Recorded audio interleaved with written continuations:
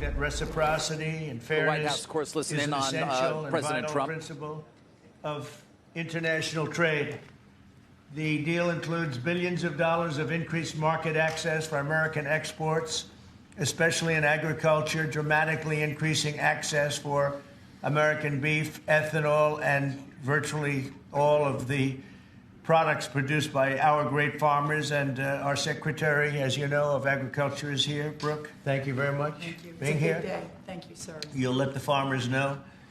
In addition, the UK will reduce or eliminate numerous non-tariff barriers that unfairly discriminated against American products. But this is now turning out, I think, really to be a great deal for both countries, because it'll be really great for the UK also. So they're opening up the country. Their country is a little closed, and we appreciate that. They'll also be fast-tracking American goods through their customs process, so our exports go to a very, very quick form of approval, and there won't be any red tape. Things are going to move very quickly both ways. The final details are being written up in the coming weeks. We'll have it all very conclusive, but the actual deal is a very conclusive one. We think just about everything's been approved. So good for both countries, and we'll also receive new market access for American chemicals, machinery, and many other industrial products that weren't allowed, and they'll end up getting products that they'll be able to price, and if they like them better and we make great products, they'll be buying those products, but they were not available in the UK. Furthermore, in a historic step, the deal includes plans that will bring the United Kingdom into the economic security alignment with the United States. That's the first of its kind. So we have a big economic security blanket, and that's very important. And we feel very, very comfortable with that, because it's been a great ally, truly one of our great allies. I mean, a lot of people say our greatest ally. I don't want to insult people by saying that, but I can say it's certainly one of our greatest, and right at the top. And they're the first one we're talking about. And by the way, we have many meetings planned today and tomorrow, and every country wants to be making deals. And we have a meeting, as you know, Scott will be going over to Switzerland on Saturday, and that'll be very, very interesting. We'll find out, but I think they want to make a deal very badly, too. Both countries have agreed that the economic security is national security, and will be working together as allies to ensure that we have a strong industrial base, appropriate export controls, and protections for key technologies and industries like steel. Steel is a big factor. Both countries will become stronger with steel and things necessary for military. You know, we used to build ships and other things literally at a level that nobody's ever seen, and we haven't. We've eased up, and I would say that the UK certainly eased up, but now we're going to be uneasing both, and we work together.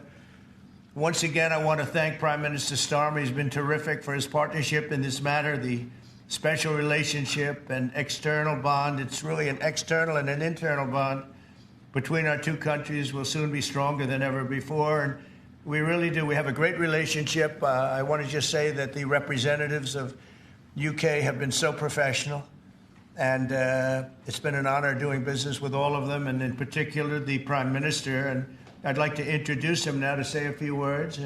Mr. Prime Minister, please take it away. Thank you, Mr. President, Donald. And this is a really fantastic, historic day in which we can announce this deal between our two great countries. And I think it's a real tribute to the history that we have of working so closely together. Can I pay tribute, Donald, to your negotiating team as well, particularly yes, Howard and Jameson, who've done an incredible job, a very professional job, and my team as well. Two negotiating teams have worked at pace now for a number of weeks to bring in this deal today. Really important deal. This is going to boost trade between and across our countries. It's going to not only protect jobs but create jobs, opening market access. And as you say, Donald, the timing couldn't be more apt, because not only was it 80 years ago today that victory came for Europe after and at the end of the Second World War. But of course, on that day, the UK and the US stood together as the closest of allies.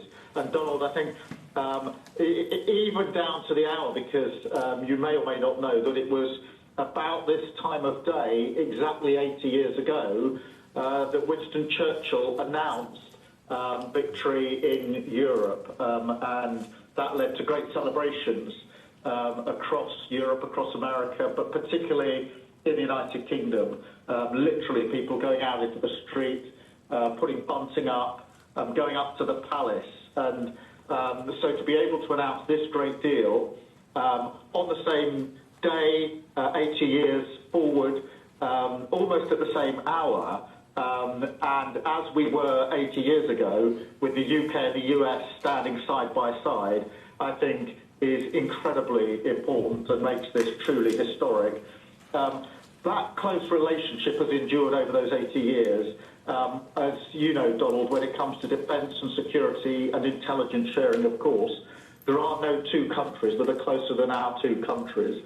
And now we take this into new and important territory by adding trade and the economy to the closeness of our relationship. It is built, as you say, on those notions of fairness and reciprocal arrangements. We've always had a fair and balanced arrangement between our countries. This builds on that, hugely important for sectors like car manufacturing and for steel and aluminium and so many others.